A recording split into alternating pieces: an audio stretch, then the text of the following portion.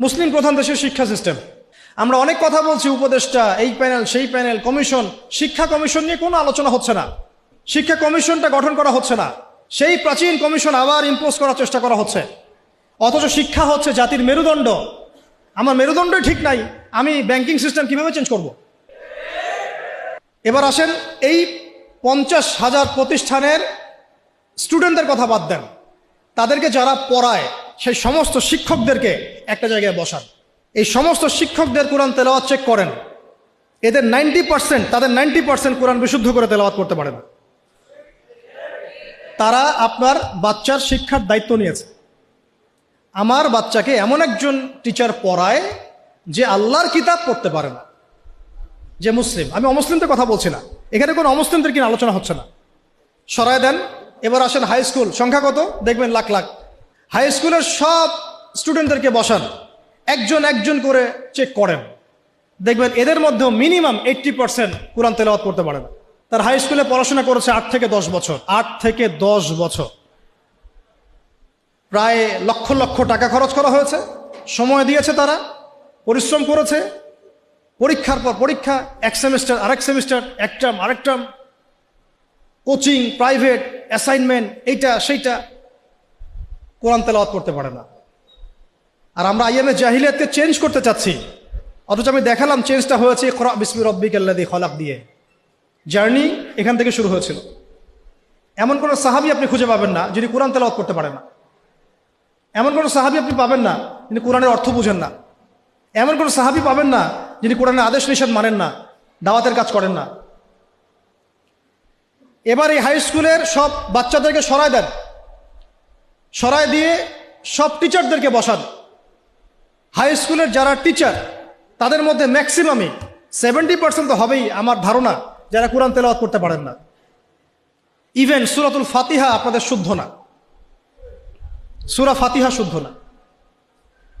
আপনারা লক্ষ লক্ষ স্টুডেন্টের ভবিষ্যৎ বিনির্মাণের দায়িত্ব নিয়ে বসে আছেন, কোরআন তেলাওয়াত করতে পারেন না। আপনি কোরআনকে গুরুত্ব দেন না। ইলমের মূল যে সোর্স, জ্ঞানের মূল যে উৎস, তার সাথে আপনার কোনো তাল্লুক, সম্পর্ক নাই, কিন্তু আপনি জাতির শিক্ষক, বেতন পাচ্ছেন, ভাতা পাচ্ছেন, কোনো কোনো ক্ষেত্রে আপনি পেনশন পাচ্ছেন, ইত্যাদি ইত্যাদি। একটু উপরে যাই। এই যে বলেছিলাম শেষে একটু চেপে ধরবো আর কি, এটা চেপে ধরার সময় খুব বেশি হয়ে যাচ্ছে নাকি? প্র্যাকটিক্যাল কিছু কথা, শেষ 5 মিনিট ইনশাআল্লাহ। এরপরে আরেকটু উপরে যাই। আপনারা কোন লেভেলে আছেন? অনার্স। অনার্স লেভেলে বাংলাদেশের প্রতিষ্ঠান নিশ্চয়ই 1000-এর কম না? হ্যাঁ, রিনাউন্ড প্রতিষ্ঠান, স্ট্যাবলিশড। তাদের সমস্ত স্টুডেন্টের মধ্যে ছেলে আছে, মেয়ে আছে, সবাইকে একটা মাঠের মধ্যে বসা, সবাইকে একজন একজন করে ইন্ডিভিজুয়ালি অনলি সূরা ফাতিহার তেলাওয়াত শোনান, অনলি সূরা ফাতিহা। আমি কিন্তু আল কোরআনের পুরা অনুবাদের কথাও বলি নাই, তাফসিরের কথাও বলি নাই, অর্থের কথাও বলি নাই, কিছুই বলি নাই।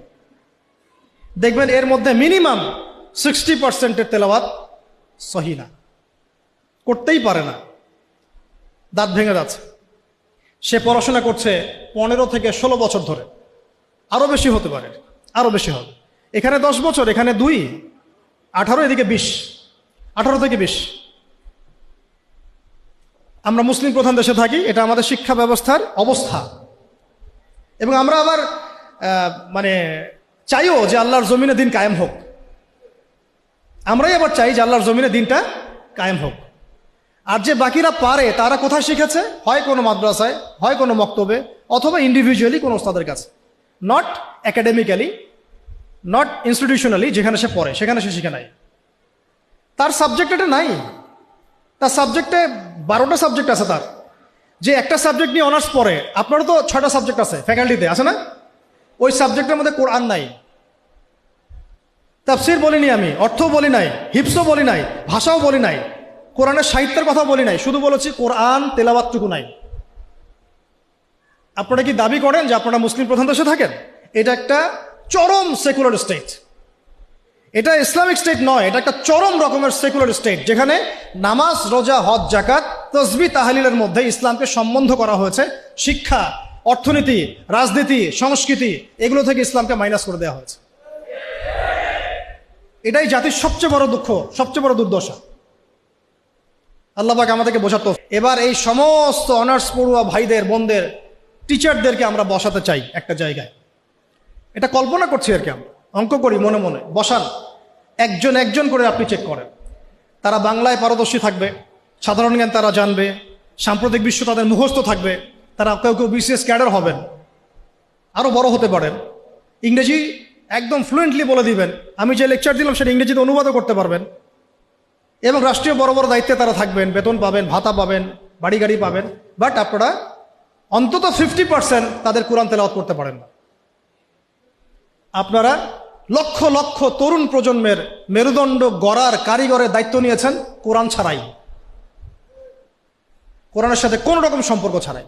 হ্যাঁ, ওই বয়সে গিয়ে অনেকে হয়তো চিল্লা দিচ্ছেন, তাবলীগে সময় দিচ্ছেন, বা কোনো মসজিদে যাচ্ছেন, কোনো হুজুরকে ধরছেন, ধরে শিখছেন, তাদের সংখ্যা 0.111%, 0.0011%, খুবই কম। বেশিরভাগ তো বলছেন যে ফ্রি মিক্সিং থাকলে সমস্যা নাই, ক্লাসে এগুলো পড়ানোই যায়, ট্রান্সজেন্ডার এটা কোনো বিষয় না, হ্যাঁ রিবা এটা কোনো বিষয় না, এই যুগে কি ওইসব বিষয় চলে, এগুলো মৌলবাদী বিষয়, ইত্যাদি ইত্যাদি। আপনারা পশ্চিমাদের ভাষায় কথা বলছেন। এবার এই সব সরাইদের মাস্টার্সের ভাইদেরকে বসান, সেম অবস্থা, লম্বা করছে না, মাস্টার্সের টিচারদেরকে বসান, সেম অবস্থা। এখন বাইরে আছে আমাদের বেসরকারি ইংলিশ মিডিয়াম প্রতিষ্ঠানগুলো, তাদেরকে বসান, সেম অবস্থা। কিন্তু কোনো কোনো ক্ষেত্রে দেখা যায় তাদের মধ্য থেকে কোরআনের হাফেজ বের হয়েছে, এমনও ইংলিশ মিডিয়াম স্কুল আছে। আমি নিজেও একসময় কাজ করেছি, আমাদের পড়াশোনার ব্যাকগ্রাউন্ড তো এগুলোই ছিল আর কি। ওখানেও দেখতাম অনেক হাফেজ আছে, হচ্ছে, প্রাতিষ্ঠানিকভাবে হচ্ছে অথবা বেসরকারিভাবে হচ্ছে বা ব্যক্তিগত উদ্যোগে হচ্ছে। তো ইংলিশ মিডিয়াম প্রতিষ্ঠানগুলোকে বসান, সেম সেম অবস্থা দেখবেন।